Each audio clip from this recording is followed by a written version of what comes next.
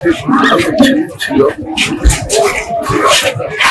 মানসিকতাটা প্রচুর অনেক ছিল। দীর্ঘ রোগভোগের পর কলকাতার একটি বেসরকারি হাসপাতালে বৃহস্পতিবার বিকেলে মৃত্যু হয় ডোমকলের বিধায়ক তৃণমূলের জাফিকুল ইসলামের। বৃহস্পতিবার গভীর রাতেই তার দেহ পৌঁছে যায় তার বাড়িতে। সকালে সেখানে ভিড় জমান দলীয় কর্মী সমর্থক থেকে বিভিন্ন নেতারা। দুপুর 2:30 নাগাদ গোবিন্দপুর কবরস্থানে কবরস্থ করা হয় তার দেহ। এদিন জেলার অন্যান্য নেতাদের পাশাপাশি ভরতপুরের বিধায়ক হুমায়ুন কবির এসেছিলেন সেখানে। চলুন শুনে নেওয়া যাক কি বললেন তিনি।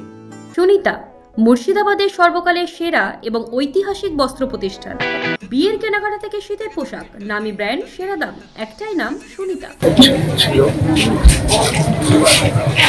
মানসিকতাটা প্রচুর অনেক ছিল, কিন্তু মানুষ আমাদের জন্মালে তার মৃত্যু আছে। আল্লাহ কখন কাকে কখন সব সময় মতো নিয়ে নেয় সেটা তো আমরা আরো আমাদের নিজেদের হাতে না। গতকাল সন্ধ্যে কলকাতা হসপিটালে ইন্তেকাল করেছে। এটাই বলবো।